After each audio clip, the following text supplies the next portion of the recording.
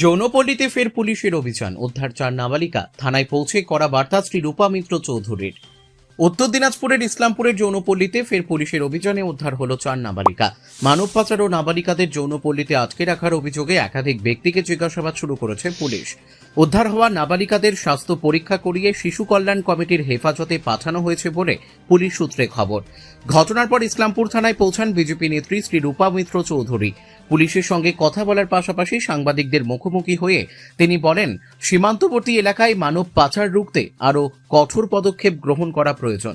এই ধরনের অপরাধের সঙ্গে জড়িত মূল চক্রীদের চিহ্নিত করে দ্রুত আইনের আওতায় আনার দাবি জানান তিনি। শ্রী রূপার অভিযোগ, দীর্ঘদিন ধরে ইসলামপুর ও সংলগ্ন এলাকায় মানব পাচার চক্র সক্রিয় রয়েছে। প্রশাসনের নজরদারি আরও বাড়ানোর পাশাপাশি নিয়মিত অভিযান চালানোর দাবি তোলেন তিনি। উদ্ধার হওয়া নাবালিকাদের নিরাপত্তা ও পুনর্বাসনের বিষয়েও গুরুত্ব দেওয়ার আহ্বান জানান বিজেপি নেত্রী। পুলিশ সূত্রে জানা গিয়েছে, গোপন সূত্রে খবর পেয়ে চম্পাবাগ যৌনপল্লীতে অভিযান চালানো হয়। সেখান থেকেই 4 নাবালিকাকে উদ্ধার করা হয়। এই ঘটনার সঙ্গে জড়িতদের খোঁজে তদন্ত শুরু হয়েছে। মানব পাচার চক্রের সঙ্গে অন্য কোনো রাজ্যের যোগ রয়েছে কিনা তাও খতিয়ে দেখছেন তদন্তকারীরা। প্রসঙ্গত, কয়েকদিন আগে ইসলামপুরের একই এলাকায় বৃহৎ পুলিশি অভিযানে একাধিক নাবালিকাকে উদ্ধার ও মানব পাচার চক্রের বিরুদ্ধে বড়সড় পদক্ষেপ নেওয়া হয়েছিল। সেই ঘটনার তদন্ত এখনো চলছে। তার মধ্যেই ফের নাবালিকা উদ্ধারের ঘটনায় চাঞ্চল্য ছড়িয়েছে ইসলামপুরে।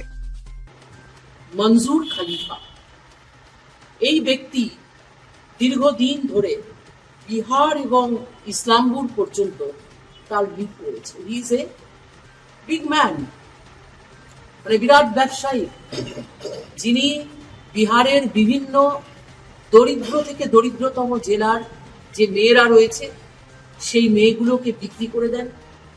এবং আজকে আমি প্রোটেকশন হোমে গিয়েছিলাম, আমি সেখানে প্রায় 40টি মেয়ের সঙ্গে কথাবার্তা বলে যেটুকু জেনেছি, একজন ছাড়া প্রত্যেকেই কিন্তু বিহারের মেয়ে। তো বিহারের মেয়ে পশ্চিমবাংলার মাটিতে তাকে টর্চার করা হচ্ছে, তাকে রেপ করা হচ্ছে, তাকে ট্রাফিক করে আনা হয়েছে। এবং ইসলামপুর, যেটা আমি বুঝতে পারছি, is emerging as a hub of trafficking. এবং সেখানে আমাদের পশ্চিমবঙ্গ পুলিশ যে আজকে কড়া হাতে, মানে একেবারে সিদ্ধ হাতে যেভাবে এই জায়গাটিকে ধরেছেন, যেভাবে রেড করেছেন এবং বাচ্চাগুলোকে রেস্কিউ করে প্রোটেকশন হোমে পাঠিয়ে দিয়েছেন, তার চেয়ে প্রশংসনীয় আর কিছু হতে পারে না। আমার সঙ্গে রয়েছেন আমাদের ভাই অরিজিৎ। তিনি জানালেন যে এই বিগত দিনে মাত্র গত ডিসেম্বর মাসে তারা 6টি মেয়েকে, সেপ্টেম্বর মাসে 6টি মেয়েকে এই একই জায়গা থেকে রেস্কিউ করেছিলেন, এনজিও হিসেবে কাজ করেছিলেন। এবং সেই সময় যে পুলিশ স্টেশন, সেই পুলিশ স্টেশনকে অলমোস্ট মানে সিজ করে নিয়েছিল লোকাল লোকেরা পাঞ্জিপাড়াতে। কেন? তারা চাইছিল যে এই মেয়েগুলোকে তারা নিয়ে চলে যাবে, এবং নিয়ে চলেও গেল। এই ছিল পুলিশের অবস্থা।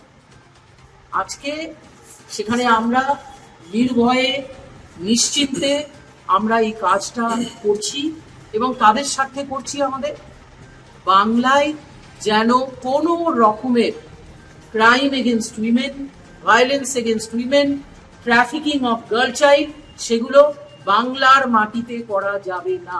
উত্তরবঙ্গের মানুষ শুনে আসছে, আজকে ইসলামপুর পুলিশ তার একটা মডেল রচনা করেছে। তার জন্য আমি বিশেষভাবে আজকে ইসলামপুর পুলিশকে তথা স্টেট পুলিশকে আমি বিশেষভাবে ধন্যবাদ জানাচ্ছি আমাদের সম্মানীয় মুখ্যমন্ত্রী শ্রী শুভেন্দু অধিকারীকে, যার নেতৃত্বে কঠোর নির্দেশ তিনি দিয়েছেন যে পশ্চিমবাংলায় 0 টলারেন্স থাকবে, নারী সুরক্ষা অবজার্ভ করতে হবে, ছোট ছোট বাচ্চা মেয়ের উপর টর্চার করা চলবে না, আর যদি কেউ করেন তাদেরকে আমরা কঠোর থেকে কঠোরতম শাস্তি তাকে আমরা দেব। তাই আপনাদের কাছে অনুরোধ রইল, আপনারা আমাদের এই অভিযানে আমাদের সহায়ক থাকবেন।